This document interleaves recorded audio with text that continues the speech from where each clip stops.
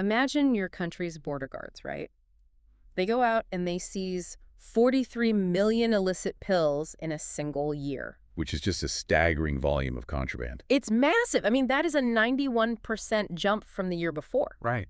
So you'd probably look at that metric, as a citizen and think, wow, we are finally winning the war on drugs. You'd issue a press release. You'd celebrate it. Exactly. But what if that number isn't a sign of victory at all? What if it's mathematical proof that your country is actually drowning? Okay, let's unpack this. I love that framing because that paradox is sitting at the very center of a really striking editorial we're looking at today. Yeah, from the Daily Star, right? Dated June 29, 2026. Exactly. The piece unpacks this rapidly spiraling crisis in Bangladesh, and it paints a picture of a situation where, public health, geopolitical borders, and modern digital technology are just violently colliding. It's a lot to process, Yeah. but to really understand the scale of what is unfolding here for you listening, we have to look at two highly contradictory statistics the editorial lays out. What's fascinating here is how these two numbers just completely undermine each other. Right. So the first number comes from the Department of Narcotics Control, or the DNC. The folks actually catching the stuff at the border. Exactly. In 2025, they intercepted over 4.36 crore. So that's 43.6 million illicit pills. Which represents that massive 91% increase we just talked about. Yeah. And from a pure law enforcement perspective, catching 91% more contraband sounds like you're absolutely crushing the cartels. I mean, it looks like a masterclass in interdiction on paper. It does. But then you layer in the data provided by Home Minister Salahuddin Ahmed. And this is where it gets incredibly grim. Yeah, it really does. He recently went on record with a much darker metric. He stated that approximately 82 lakh Bangladeshis, which translates to 8.2 million people, are actively addicted to illicit drugs. 8.2 million people. Yeah. We are talking about nearly 5% of the country's entire population. I mean, when you place those two numbers side by side, that whole narrative of a successful crackdown just shatters completely. It really does. Because high seizure rates look good, right? Yeah, but it reminds me of being in a sinking boat. Okay, how so? Like you've got a massive leak, right? So you upgrade your bucket and you start bailing out 91% more water than you did yesterday. Right, you're working harder. You see all this water flying over the side and you feel incredibly productive. But if the leak has torn wide open and the water level inside the boat is still rising to the point where 5% of your passengers are literally drowning. You aren't actually winning the war against the water. Exactly. You're just bailing water out of a sinking boat with a slightly larger bucket. I mean, the seizure metric is just measuring symptom severity, not success. That is exactly the dynamic here. Because if 5% of the population is hooked, the total volume of narcotics flooding into the country has clearly grown exponentially. The leak is wider.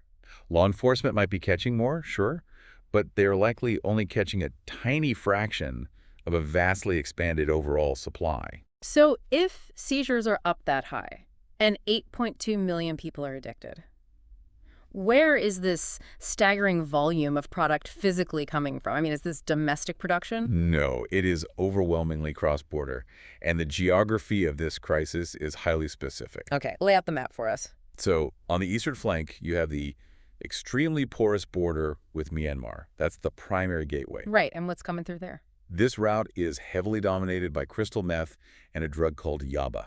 Yaba. I've heard that name, but what exactly is it? So for those unfamiliar, yaba is not a naturally occurring narcotic. It's a synthetic, highly potent mixture of methamphetamine and caffeine. Meth and caffeine. Yeah. It's cheap to synthesize in covert labs, and it is relentlessly addictive. So it's just a pure, sustained stimulant. Like it's designed to artificially flood the brain with dopamine. It absolutely is. Chemical makeup is devastating enough, right? Yeah. But the editorial highlights a detail about the origin of this yaba that is truly terrifying from an economic standpoint. Economic? How do you mean? Well, the rebel groups operating across the border in Myanmar aren't just manufacturing and selling yaba to fund their military operations. Yep. They have actually adopted yaba as a literal narco currency. Wait, really? You mean they use it like cash? Yeah. If we connect this to the bigger picture, let's break down what that actually means for a shadow economy. Please do, because that sounds insane. Usually, a cartel sells drugs to acquire traditional fiat money, right? Like dollars, baht, or taka currency backed by a central government. Right. You sell the product, you get the cash. Exactly. And then they use that government-backed money to buy weapons, food, or pay their soldiers. But the rebel factions in Myanmar have bypassed the government money entirely. Because they can't access legitimate banking. Partly, yes, but also because Yaba has a guaranteed insatiable demand. Its value is stable enough to function as a medium of exchange itself. Oh, wow. Yeah, they use the pills themselves to pay for sniper rifles, secure supply lines, and buy troop loyalty. That is, so they're basically running a central bank, but instead of printing paper money, they are pressing methamphetamine tablets. Which completely alters the production incentive. Right, oh, because they never stop needing it. Exactly. They aren't just manufacturing a product to meet casual market demand. They have a mandate to mint drugs just to keep their own internal economies functioning. That is terrifying. And that endless, high-volume flood of narco-currency pushes right up against Bangladesh, specifically targeting vulnerable areas like Cox's Bazar. And Cox's Bazar is already one of the most severely strained humanitarian zones on the planet. I mean, they have so much going on there. Right. And trafficking networks historically exploit geopolitical vulnerability. It makes sense. A region grappling with massive humanitarian challenges, transient refugee populations, and overstretched infrastructure. It provides the ultimate operational cover. The chaos is the camouflage. Exactly. The illicit supply chains just take root right in the middle of it all. So what about the other borders? I mean, Bangladesh isn't just bordered by Myanmar. Is it just the eastern route? No, the DNC has actually mapped out the entire threat landscape. On the western and northern borders with India, there is a steady, massive flow of cannabis. Okay. The authorities have explicitly listed 24 narcotics-prone districts, and these stretch all the way from the Chattagram Hills in the southeast right up through the northern river plains. So it's essentially surrounded. Yeah, the government knows exactly what the terrain looks like. But, knowing the terrain on a map is very different from physically intercepting millions of pills across hundreds of miles of rural borderland. It's an operational nightmare. How is this volume actually making it past the checkpoints? Are they using trucks? The physical logistics are just a relentless daily grind of desperation. Carriers function as human mules. They physically swallow thousands of tablets to evade detection. Just swallowing them. Yeah. Or traffickers will hollow out the thick rubber of car tires, pack them with pills, and drive them across. They hide massive shipments inside the soles of shoes. So it is a constant cat-and-mouse game right at the physical border. It is. But the physical smuggling, the swallowing pills and hollowing out tires, that is only the final visible stage of the delivery. Right. The editorial points out that the coordination behind these drops is highly sophisticated. In what way?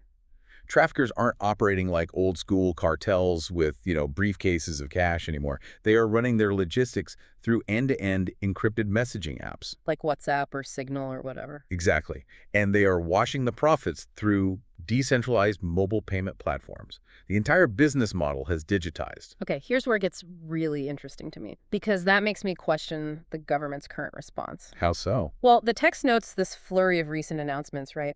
Amending the Narcotics Control Act of 2018, drafting new frameworks to trace money laundering through anonymous SIM cards. Yeah, they've been busy on the legislative side. Right. But they specifically pledged to provide DNC officers with modern weapons and updated tactical training. They did.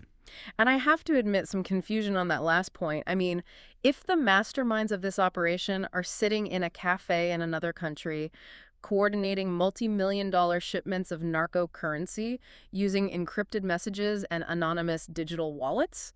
You're wondering about the guns. Exactly. What good does giving a border guard a newer rifle actually do? Hmm. I mean, officer safety is obviously paramount, but strategically it feels like applying a kinetic, physical solution to a digital problem.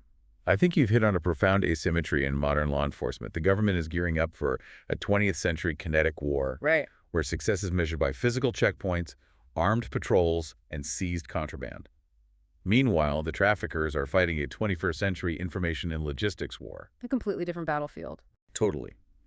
If the financial transactions are invisible and the communications are unbreakable, a better gun at a border crossing doesn't disrupt the underlying business model at all. It just catches the guy at the bottom. It might catch the low-level courier driving the car with the hollowed-out tires, but it completely misses the digital infrastructure that paid for that car to be on the road in the first place. And if the digital network bypasses the physical checkpoints, the supply just keeps flowing. The pipeline stays open. Which brings us directly to the human fallout of this strategic mismatch.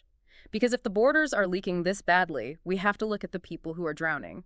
What actually happens to those 8.2 million addicted individuals? While the Home Minister acknowledged that the current state treatment facilities are woefully inadequate for a population of that size. I would imagine so. 8.2 million is huge. The government is attempting to expand, though. The text outlines a few specific infrastructure initiatives. Like, For one, they've increased the bed count at the state-run treatment center in Jacques Tegaon area. There is also a project underway to upgrade the Central Drug Addiction Treatment Center to a 250-bed capacity. okay, 250 beds.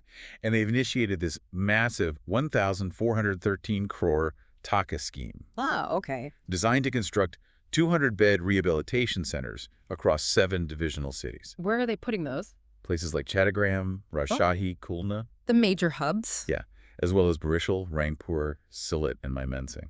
Let's just look at the reality of those numbers for a second. You have 7 cities getting 200 beds each. Right, That is 1,400 beds. yeah. Add the 250 beds from the Central Treatment Center. You are looking at an infrastructure capacity of maybe, what, a few thousand beds? At most. And they are tasked with serving an actively addicted population of 8.2 million people. The math doesn't work. It doesn't. The scale of the response isn't just a drop in the bucket. It feels almost mathematically irrelevant. The volume disparity is incredibly stark, yes. But the editorial highlights an even deeper, more systemic failure regarding the type of treatment being offered. What do you mean by the type of treatment? This raises an important question about pharmacology. Yeah. The Home Minister specifically noted the emergence of novel synthetic and semi-synthetic substances. Like the yaba we were talking about. Exactly. The actual pharmacology of the crisis has mutated. But how does the shift to synthetic drugs change the treatment approach? I mean, isn't addiction just addiction? Not from a clinical perspective, no. Hmm. There is a profound biochemical difference here. Okay, explain that a bit. Well, for decades, the global drug treatment infrastructure was largely built around organic narcotics, specifically opioid depressants like heroin. Right. Those drugs slow the central nervous system down, and the withdrawal process, while absolutely agonizing, has heavily established step-down medical protocols. You taper them off. Yeah, but yaba and crystal meth do the exact opposite. Because they're stimulants. They are extreme neurostimulants. Mm. They artificially flood the brain with dopamine and radically alter neural pathways. So the withdrawal looks completely different. Night and day. Yeah. Users coming off heavy synthetic amphetamines don't just experience physical sickness. They suffer from severe, prolonged psychosis, extreme paranoia, and violent behavioral shifts. Wow. The psychiatric requirements to treat that are entirely different. So if you take a young person suffering from synthetic amphetamine psychosis and you place them in a facility designed, 10 years ago to manage heroin withdrawal, the treatment simply won't work. Exactly. The facility won't have the specialized behavioral therapies, it won't have the acute psychiatric stabilization protocols or the long-term neurorecovery programs required. Because it wasn't built for that. Right. You end up treating tomorrow's addict in yesterday's clinic. Building more beds doesn't solve the public health crisis if the beds are calibrated to a drug epidemic that just no longer exists. So if we recap where we are, Mm-hmm. we have a mapped geography of the supply lines. We do. We understand the digital tactics being used, and we can clearly see the biochemical reality of the medical fallout. The whole picture is right there. So why does the systemic response feel so disconnected from the actual threat? This is where the Daily Star editorial drops a fairly explosive assertion. I was wondering when we'd get to the politics of it. Yeah, it states plainly that the authorities already know how this machine works. They know it all. They know the trafficking routes, they know the carriers, and they know the dealers. If they know the players, why is the architecture of the trade still totally intact? The piece explicitly states that organized networks continue to operate because they maintain deep connections to, quote, influential quarters. Influential quarters, that's a loaded phrase. Very. It frames the failure to dismantle these networks not as a lack of resources or a failure of intelligence gathering, but as a purely political failure. It's like discovering your house has a massive termite infestation, right? You see the swarms, you know exactly which load-bearing walls they are destroying, but instead of calling an exterminator to tear out the nest, you just stand in the living room, swatting the bugs out of the air one by one. That's a great way to put it. You settle for swatting bugs because you know an exterminator would have to demolish the foundation, and that foundation happens to be owned by your own political allies. Precisely. Now, the Home Minister has claimed the government will pursue the masterminds, financiers, and godfathers of the trade. They always say that, though. They do. And the editorial doesn't hold back. It notes that historically, these kinds of pledges are rarely fully delivered. Law enforcement arrests the street-level dealers. The easy targets. Exactly. They catch the desperate couriers swallowing the pills. But the financial and political architecture shielding the top of the supply chain remains entirely untouched. So what does this all mean? Which brings us back to the very first statistic we discussed. The 43.6 million pills. Right. Until enforcement runs all the way up the chain to the people actually financing the shipments, seizing 43.6 million pills only measures effort. It does not measure impact. Which is why the central argument of the editorial is a demand for a total paradigm shift. They want a new approach entirely. Yes. The government has to stop viewing drug addiction merely as a criminal justice footnote, a problem to be solved by chasing couriers with better guns. Right. And they need to start treating it as a complex modern public health emergency. And on the enforcement side, Anti-narcotics operations must be completely insulated from political interference. Authorities need to build sophisticated prosecutorial muscle capable of tracking and dismantling invisible financial flows, rather than just intercepting the physical product. as we wrap up this analysis, there's a fascinating thread running through this editorial that warrants a closer look for you listening at home. We talked about how the logistics of the underworld have gone entirely digital. Yes. Cartels are washing their money through anonymous mobile payment platforms and everyday digital ledgers. Relying on the camouflage of microtransactions. Right.